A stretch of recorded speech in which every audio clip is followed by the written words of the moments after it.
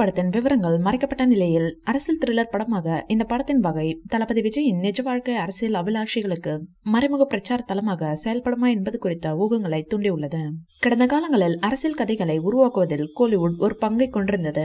அதிமுகவின் நிறுவனர் எம்ஜிஆர் மக்களை கவர இந்த ஊடகத்தை திறம்பட பயன்படுத்தினார். எனவே ஜனநாயகன் தளபதி விஜயின் சித்தாந்த நிலைப்பாட்டை எதிரொலிப்பாரா அல்லது அவரது அரசியல் செய்தியை நுட்பமாக வலுப்படுத்துவாரா என்று தொழில்துறையினரும் அரசியல் ஆய்வாளர்களும் கேள்வி எழுப்புகின்றனர். கடந்த காலங்களில் தளபதி விஜயின் படங்கள் அரசியல் கட்சிகளை அவதூறாக பேசியதுண்டு. கத்தி படமாக இருந்தாலும் சரி, மெர்சலாக இருந்தாலும் சரி, அரசியல் கட்சிகளை தவறாக பேசுவதில் அவர் ஒருபோதும் தயங்கியதில்லை. எனவே படத்தின் வசனங்கள், கருப்பொருள்கள் மற்றும் அவரது கதாபாத்திரத்தின் நிஜ உலக தாக்கங்களை மக்கள் உன்னிப்பாக கவனிப்பார்கள். தலைப்பை பார்க்கும்போது படம் ஆட்சி, தலைமை அல்லது அரசியல் மாற்றம் பற்றிய செய்திகளை தெளிவாக கொண்டுள்ளது. வெளியானதும் அவர் ஒரு சினிமா ஐகானத்திலிருந்து அரசியல் தலைவராக மாறுவது குறித்த விவாதங்களை எழுப்பும் என்று எதிர்பார்க்கப்படுகிறது. தமிழ் திரைப்படங்களுக்கு பொங்கல் சீசன் பெரும்பாலும் அற்புதங்களை செய்திருக்கிறது.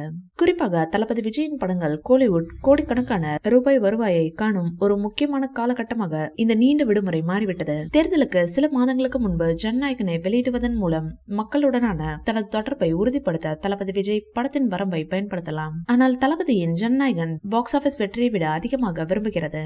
ஏனெனில் அது பொதுமக்களுடன் உணர்ச்சி ரீதியாக இணைக்க விரும்புகிறது. நிச்சயமாக பாக்ஸ் ஆபீஸ் வெற்றியை ஒரு அரசியல் நன்மையாக மாற்ற நடிகர் நம்புகிறார். இந்த உத்தி இதற்கு முன் எப்போதும் இல்லாத அளவுக்கு இருக்கும். தமிழ்நாட்டின் மிகவும் புகழ்பெற்ற நடிகர், அரசியல்வாதிகளில் ஒருவரான எம்ஜிஆர் தனது அரசியல் பிம்பத்தை வளர்த்து கொள்ள சினிமாவை ஒரு கருவியாக பயன்படுத்தினார். தனது சித்தாந்தங்களை தனது படங்களுக்குள் பதித்தார். ஜனநாயகன் இதே போன்ற பாதையை பின்பற்றினால் அது தளபதி விஜயின் தேர்தல் உத்தியில் ஒரு முக்கியமான அங்கமாக செயல்படும். இந்த வீடியோ பிடிச்சிருந்தா லைக் பண்ணுங்க, ஷேர் பண்ணுங்க.